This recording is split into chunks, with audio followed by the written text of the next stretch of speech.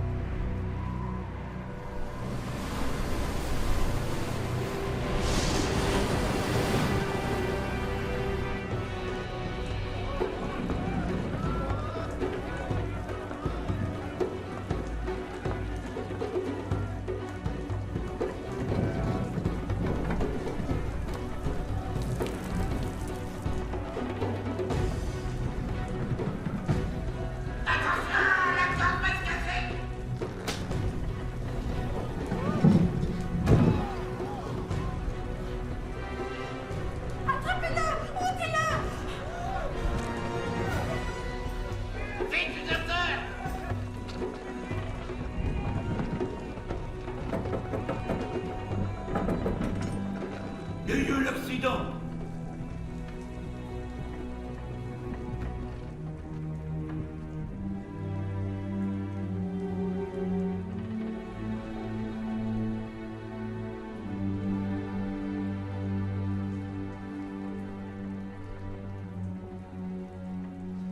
Luc fut l'un des premiers non-juifs à se convertir au christianisme. Un compagnon de l'apôtre Paul, estimé et loyal. Il voyagea beaucoup avec lui à travers le Moyen-Orient et l'Europe.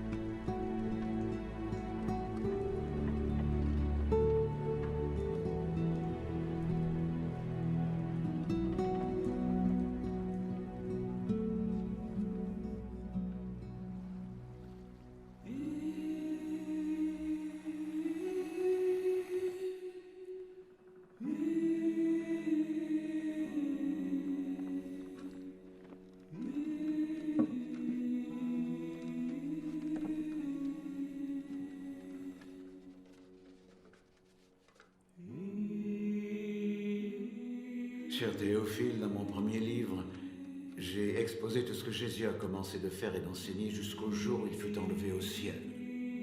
Après avoir donné par le Saint-Esprit ses instructions à ceux qu'il s'était choisis comme apôtres. Après sa mort, il se présenta à eux vivant et leur donna de nombreuses preuves infaillibles de sa résurrection. Et il leur apparut pendant 40 jours et leur parla du royaume de Dieu. Et un jour où il prenait un repas avec eux, il leur donna cet ordre.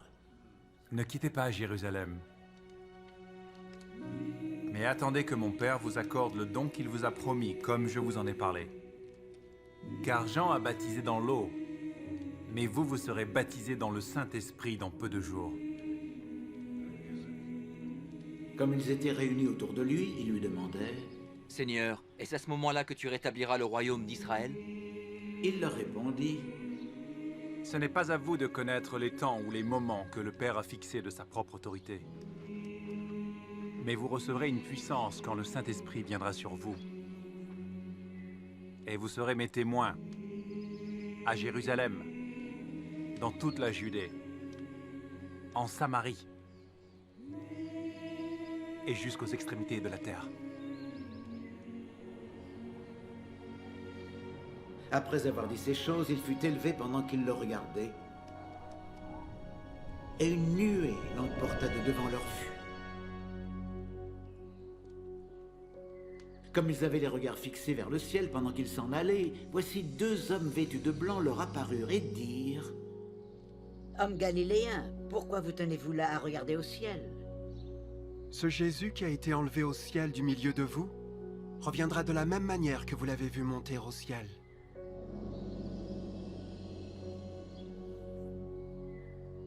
Alors les apôtres quittèrent la colline appelée Mont des Oliviers, à environ 1 kilomètre de Jérusalem, et ils rentrèrent en ville.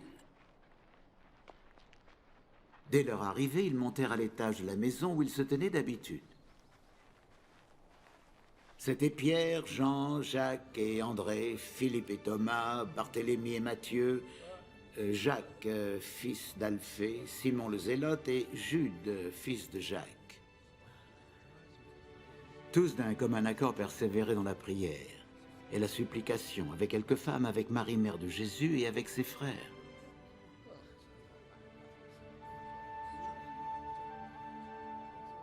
Un de ces jours-là, Pierre se leva au milieu des disciples, assemblés au nombre d'environ 120 personnes, et il dit: Mes frères, il fallait que s'accomplisse ce que le Saint-Esprit avait annoncé d'avance dans l'Écriture, par la bouche de David, au sujet de Judas, qui a été le guide de ceux qui ont arrêté Jésus. Cet homme avec nous eut sa part dans le service qui nous avait été confié. Cet homme ayant acquis un champ avec le salaire du crime est tombé, s'est rompu par le milieu du corps et toutes ses entrailles se sont répandues. Tous les habitants de Jérusalem l'ont appris. C'est pourquoi ils ont appelé ce champ Akeldama, ce qui dans leur langue signifie le champ du sang. Bien. Or, dit Pierre, Il est écrit dans le livre des psaumes que sa maison reste vide et que personne ne l'habite. Et, plus loin, qu'un autre prenne sa charge. Nous devons donc choisir l'un de ceux qui nous ont accompagnés durant tout le temps où le Seigneur Jésus sillonnait le pays avec nous. Depuis le moment où Jean l'a baptisé jusqu'au jour où il a été enlevé du milieu de nous. Cet homme sera ainsi témoin avec nous de sa résurrection. on présenta deux hommes, Joseph, appelé Barsabas, surnommé le Juste, et Matthias.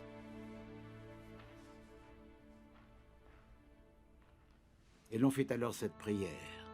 Seigneur, toi qui connais les cœurs de tous, montre-nous lequel de ces deux tu as choisi afin qu'il ait part à ce ministère et à cette charge d'apôtre que Judas a abandonné pour aller en son lieu. Puis ils tirèrent au sort, et le sort tomba sur Matthias, qui fut adjoint aux 11 apôtres.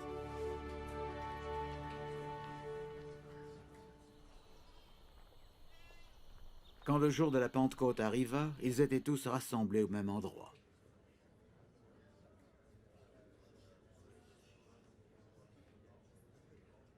Tout à coup, il vint du ciel un bruit comme celui d'un vent impétueux, et il remplit toute la maison où ils étaient assis.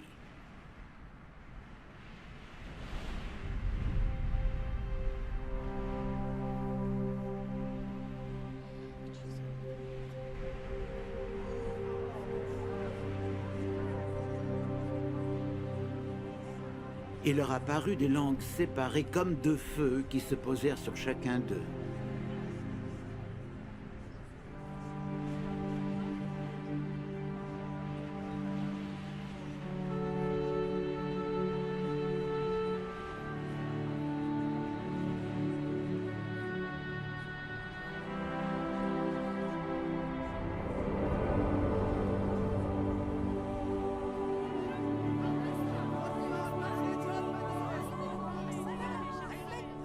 Ils furent tous remplis du Saint-Esprit et se mirent à parler en d'autres langues, selon que l'Esprit leur donnait de s'exprimer. À ce moment-là, des Juifs pieux venus de toutes les nations qui sont sous le ciel séjournaient à Jérusalem. Au bruit qui eut lieu, la foule vint s'assembler et ils furent saisis de stupeur parce que chacun les entendait parler dans sa propre langue. Étonnés, ils n'en croyaient pas leurs oreilles et disaient: « Voici ces gens qui parlent. Ne sont-ils pas tous galiléens? Comment se fait-il donc que nous les entendions s'exprimer chacun dans notre langue maternelle?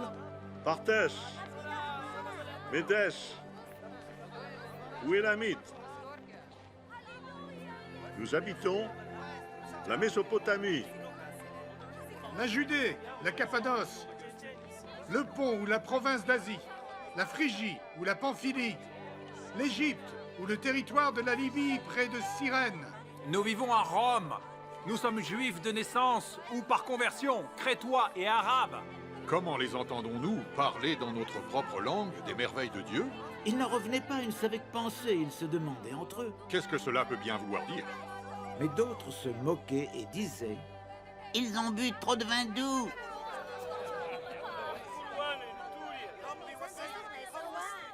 Alors Pierre se leva, entouré des 11, et d'une voix forte, il dit à la foule: Habitants de Judée, et vous qui séjournez à Jérusalem, comprenez ce qui se passe. Alors, écoutez-moi bien. Car ces gens ne sont pas ivres, comme vous le supposez, vu qu'il est à peine 9 heures du matin. Mais maintenant se réalise ce qu'avait annoncé le prophète Joël. Il arrivera dans les derniers jours, dit Dieu, que je répandrai de mon esprit sur tout le monde. Vos fils et vos filles prophétiseront. Vos jeunes gens auront des visions et vos vieillards auront des songes. Oui, sur mes serviteurs comme sur mes servantes, je répandrai de mon esprit en ces jours-là. Ils prophétiseront. Je ferai des prodiges en haut dans le ciel et des miracles en bas sur la terre. Du sang, du feu et des colonnes de fumée. Le soleil sera changé en ténèbres et la lune en sang avant la venue du jour grand et glorieux du Seigneur. Alors tous ceux qui invoqueront le nom du Seigneur seront sauvés. Écoutez bien, Israélites, ce que j'ai à vous dire. Jésus de Nazareth, cet homme dont Dieu vous a montré qu'il l'a prouvé en accomplissant par son intermédiaire au milieu de vous des miracles, des signes et des œuvres extraordinaires, a été livré entre vos mains conformément à la décision que Dieu avait prise et au projet qu'il avait établi d'avance. Et vous l'avez pris, et par la main des impies, vous l'avez fait crucifier et mourir. Dieu l'a ressuscité des morts en le délivrant des liens de la mort, parce qu'il n'était pas possible que la mort le retienne captif. En effet, David a dit de lui, « Je contemplais constamment le Seigneur devant moi, parce qu'il est à ma droite, afin que je ne vacille pas.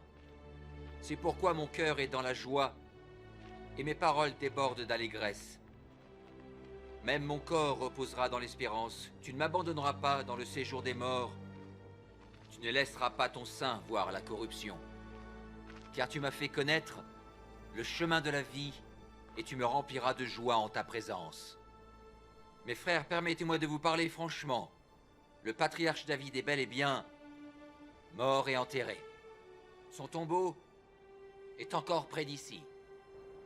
Mais il était prophète et il savait que Dieu lui avait promis, avec serment, de faire asseoir sur son trône un de ses descendants.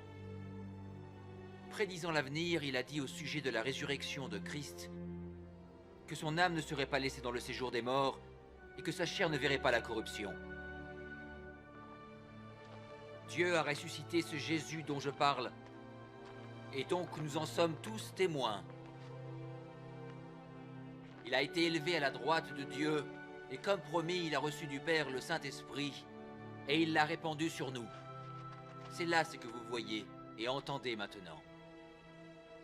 En effet, David, lui, n'est pas monté au ciel, mais il a dit, « Le Seigneur a dit à mon Seigneur, assieds-toi à ma droite jusqu'à ce que je fasse de tes ennemis ton marchepied. » Voici donc ce que tout le peuple d'Israël doit savoir avec une entière certitude. Dieu a fait Seigneur et Christ, ce Jésus que vous avez crucifié. Ce discours toucha profondément le cœur de ceux qui l'avaient entendu. Ils demandèrent à Pierre et aux autres apôtres, « Mes frères, que devons-nous faire ?» Pierre répondit, « Repentez-vous et que chacun de vous se fasse baptiser au nom de Jésus-Christ pour le pardon de vos péchés. Et vous recevrez le don du Saint-Esprit. Car la promesse est pour vous, pour vos enfants, et pour tous ceux qui sont au loin, tous ceux que le Seigneur notre Dieu appellera. »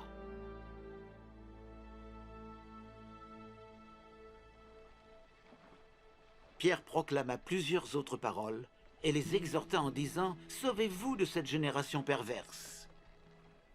Ceux qui acceptèrent les paroles de Pierre se firent baptiser et environ 3000 personnes furent ajoutées au nombre des croyants.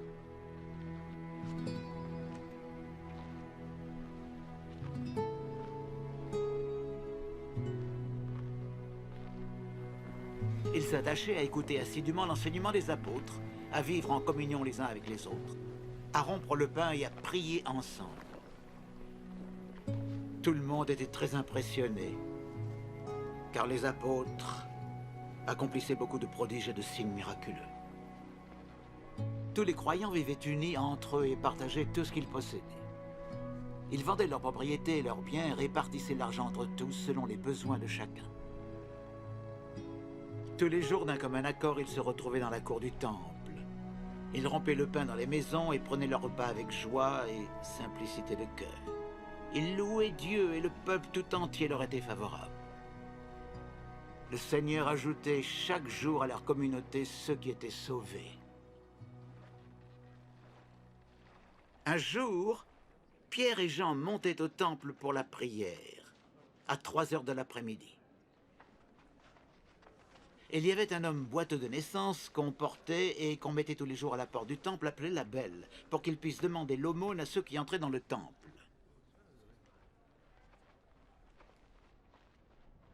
Quand il vit Pierre et Jean qui allaient pénétrer dans le temple, il leur demanda l'aumône. Pierre fixa les yeux sur lui, de même que Jean, et dit « Regarde-nous !» L'infirme les regarda attentivement. Il pensait qu'il allait recevoir d'eux quelque chose.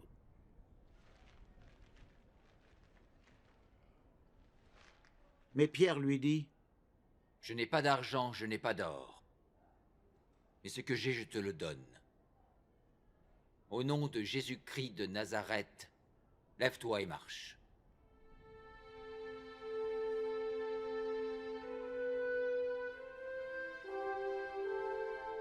Et en même temps, il le prit par la main droite et le fit lever. Aussitôt, ses pieds et ses chevilles devinrent fermes. D'un saut, il fut debout et se mit à marcher.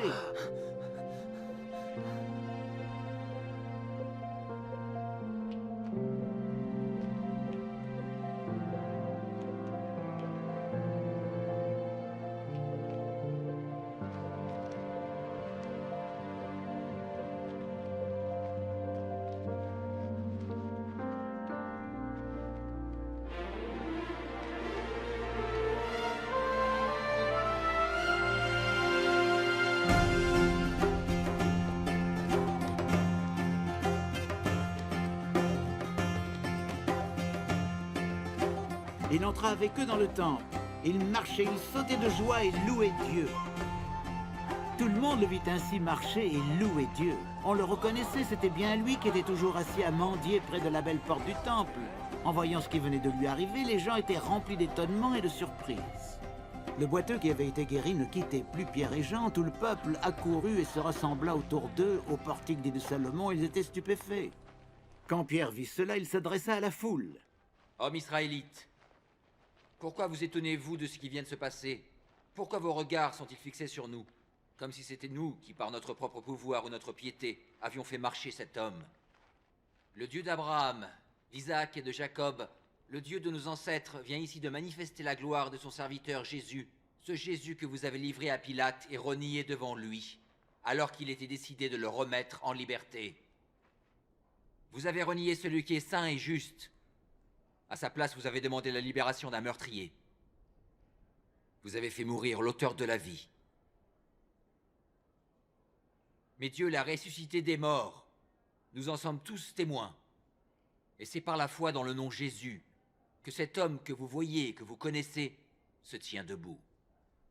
Oui, cette foi qui est puissante par le nom de Jésus a donné à cet homme une parfaite guérison, comme vous pouvez vous en rendre compte. Maintenant, frères, je sais bien que vous avez agi par ignorance, de même que vos chefs. Mais Dieu a accompli de cette manière ce qu'il avait annoncé d'avance, par tous ses prophètes, que Christ devait souffrir.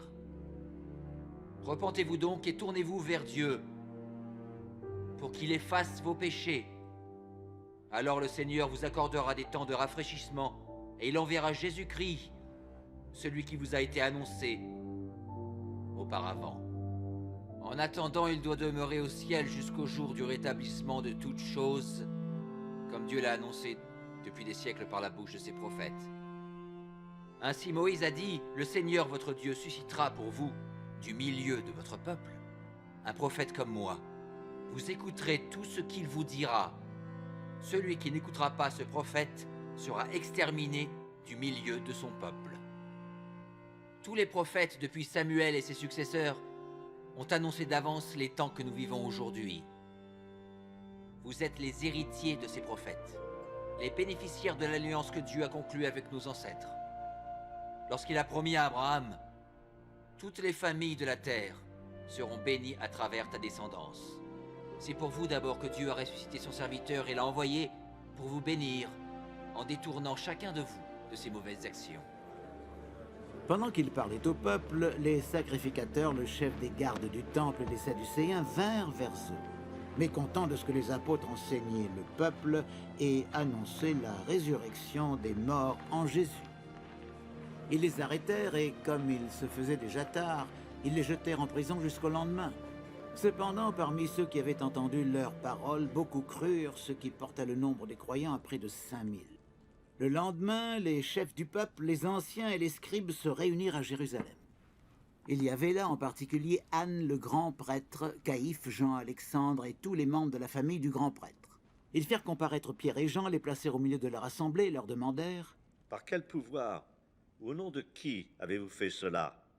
Alors Pierre, rempli de l'Esprit Saint, leur répondit « Dirigeants et responsables de notre peuple, nous sommes aujourd'hui interrogés sur le bien que nous avons fait à un infirme et sur la manière dont il a été guéri. Eh bien, sachez-le tous, et que tout le peuple d'Israël le sache.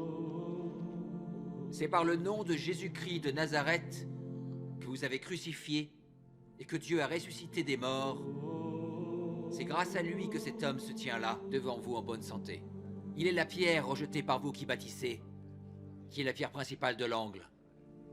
Il n'y a de salut en aucun autre, car il n'y a sous le ciel aucun autre nom qui a été donné aux hommes par lequel nous devions être sauvés. » Lorsqu'ils virent l'assurance de Pierre et de Jean, sachant que c'étaient des gens simples et sans instruction, ils furent étonnés. Ils les reconnaissaient pour avoir été avec Jésus. Mais comme ils voyaient debout à côté d'eux l'homme qui avait été guéri, ils ne trouvaient rien à répondre. Alors ils leur ordonnèrent de sortir de la salle du Sanhédrin et délibérèrent entre eux. « Qu'allons-nous faire de ces gens-là » Car ils ont accompli un signe miraculeux évident et tous les habitants de Jérusalem sont au courant. Nous ne pouvons pas le nier. Mais il ne faut pas que cela s'ébruite davantage parmi le peuple. Défendons-leur donc, sous peine de sanction, de parler désormais à qui que ce soit. Au nom de Jésus. Là-dessus, ils les firent rappeler et leur interdirent formellement de parler ou d'enseigner au nom de Jésus. Mais Pierre et Jean leur répondirent « Jugez-en vous-même. Est-il juste devant Dieu de vous obéir plutôt que à Dieu?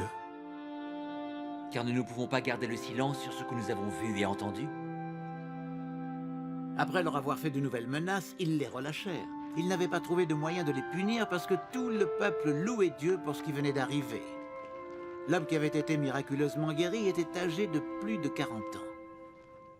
Sitôt libérés, Pierre et Jean se rendirent auprès de leurs amis et leur racontèrent tout ce que les chefs des prêtres et les anciens leur avaient dit. Après les avoir écoutés, tous unanimes se mirent à élever leur voix vers Dieu et dirent « Seigneur, c'est toi, dirent-ils, qui as créé le ciel, la terre, la mer et tout ce qui s'y trouve. C'est toi qui as dit par le Saint-Esprit qui s'est exprimé par la bouche de notre ancêtre David, ton serviteur. Pourquoi cette effervescence parmi les nations et ces complots inutiles parmi les peuples? Les rois de la terre se sont soulevés et les chefs se sont ligués contre le Seigneur et son Messie. En effet, c'est bien une ligue qu'Hérode et Ponce Pilate, les peuples étrangers, le peuple d'Israël ont formé dans cette ville contre ton saint serviteur Jésus, que tu as choisi comme Messie.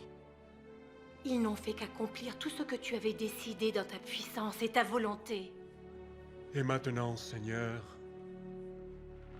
vois leurs menaces et donne à tes serviteurs d'annoncer ta parole avec pleine assurance. Étends bien ta main, pour qu'il se produise des guérisons, des miracles et des prodiges au nom de ton saint serviteur Jésus. Quand ils eurent fini de prier, la terre se mit à trembler sous leurs pieds à l'endroit où ils étaient assemblés. Ils furent tous remplis du Saint-Esprit et annonçaient la parole de Dieu avec assurance. Tous ceux qui étaient devenus croyants vivaient dans une parfaite unité de cœur et de pensée. Personne ne se prétendait propriétaire de ses biens, mais ils partageaient tout ce qu'ils avaient. Avec une grande puissance, les apôtres rendaient témoignage de la résurrection du Seigneur Jésus. Et la grâce de Dieu agissait avec force en eux tous. Aucun d'eux n'était dans le besoin, car ceux qui possédaient des champs ou des maisons les vendaient, apportaient le produit de la vente et le remettaient aux apôtres. Ceux-ci le répartissaient alors entre tous, chacun recevait ce dont il avait besoin. C'est ainsi qu'un certain Joseph possédait un terrain, c'était un lévite de Chypre. Les apôtres l'appelaient Barnabas, ce qui veut dire l'homme qui encourage. Il vendit son terrain, apporta l'argent et en remit le produit aux apôtres. Mais un certain Ananias, avec sa femme Saphira, vendit aussi une propriété. Puis en accord avec elle, mit de côté une partie de l'argent de la vente, puis il apporta le reste aux apôtres et le leur remit. Pierre lui dit, « Ananias, pourquoi Satan a-t-il rempli ton cœur au point que tu mentes au Saint-Esprit et que tu aies retenu une partie du prix du champ? N'étais-tu pas libre de garder ta propriété? Ou même après l'avoir vendue, ne pouvais-tu pas faire de ton argent ce que tu voulais? Comment as-tu pu décider toi-même de commettre une telle action? Ce n'est pas à tes hommes que tu as menti, mais à Dieu. » Et alors, à ces mots, Ananias tomba raide mort. Tous ceux qui l'apprirent furent remplis d'une grande crainte. Les jeunes gens vinrent envelopper le corps, puis l'emportèrent pour l'enterrer. Environ 3 heures plus tard, la femme d'Ananias entra sans savoir ce qui s'était passé. Pierre lui demanda, « Dis-moi, est-ce bien à ce prix-là que vous avez vendu votre champ? »« Oui, répondit-elle, c'est bien à ce prix. » Alors Pierre lui dit, « Comment avez-vous pu vous concerter pour provoquer ainsi l'Esprit du Seigneur? Écoute, ceux qui viennent d'enterrer ton mari sont devant la porte, et ils vont t'emporter, toi aussi. » Au même instant, elle tomba inanimée aux pieds de Pierre. Les jeunes gens qui rentraient la trouvèrent morte. Ils l'emportèrent et l'enterrèrent à côté de son mari. Cet événement inspira une grande crainte à toute l'Église, ainsi qu'à tous ceux qui en entendirent parler.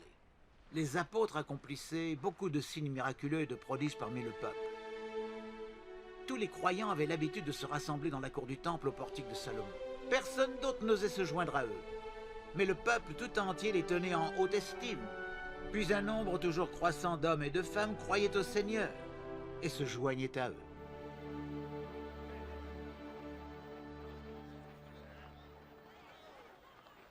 On allait jusqu'à porter les malades dans les rues, où on les plaçait sur des lits ou des civières, pour qu'au passage de Pierre, son nombre au moins en couvre quelques-uns.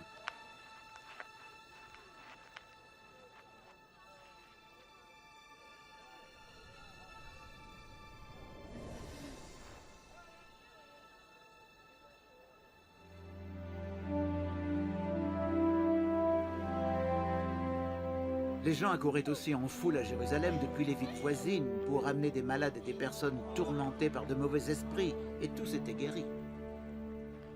Alors poussé par la jalousie, le grand prêtre et tout son entourage, c'est-à-dire ceux qui appartenaient au parti des Sadducéens, décidèrent d'intervenir. Ils firent arrêter les apôtres et les firent incarcérer dans la prison publique.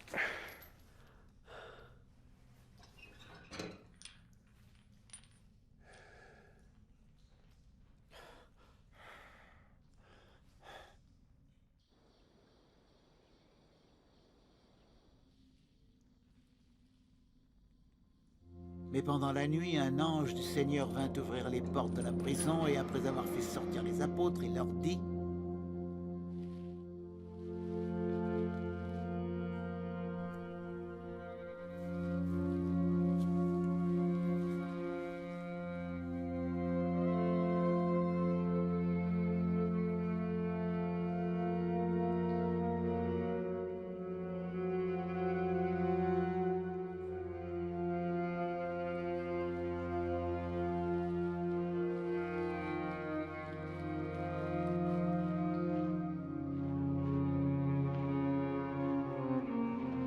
Allez, tenez-vous dans le temple. Et là, proclamez au peuple tout le message de cette vie nouvelle.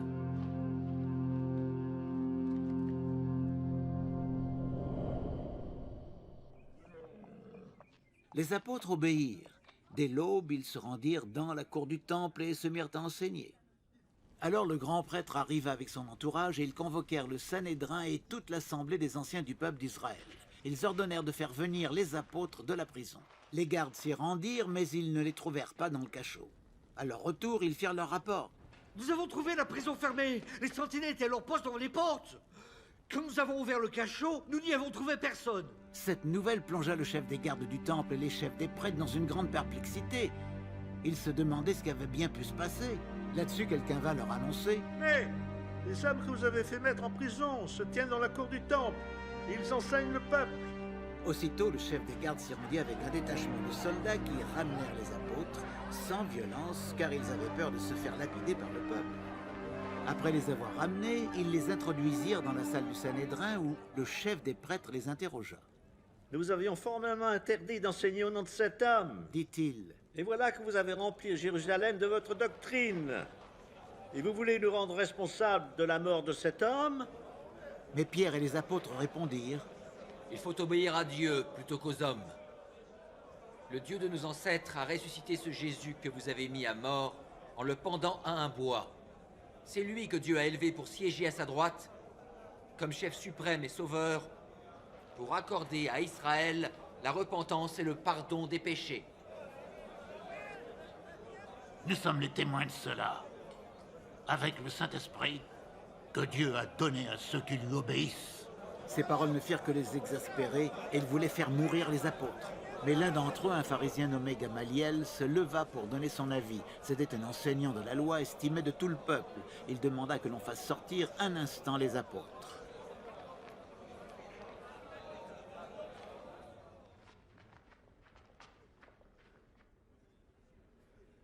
Puis il leur dit. Israélites, faites bien attention à ce que vous allez faire avec ces hommes.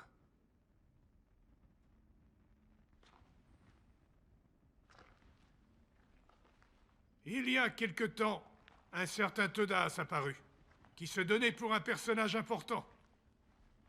Il a entraîné quelques 400 hommes à sa suite. Or, il a été tué, et tous ceux qui s'étaient ralliés à lui furent dispersés. Et l'on n'en entendit plus parler. Après lui, à l'époque du recensement, Judas de Galilée a fait son apparition. Lui aussi a attiré à lui bien des gens.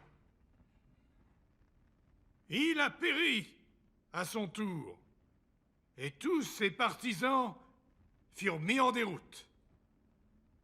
À présent donc, voici mon avis. Ne vous occupez plus de tous ces hommes-là. Laissez-les partir. Ou bien leurs projets et leur œuvre viennent des hommes et leur mouvement disparaîtra pour toujours. Ou bien il vient de Dieu.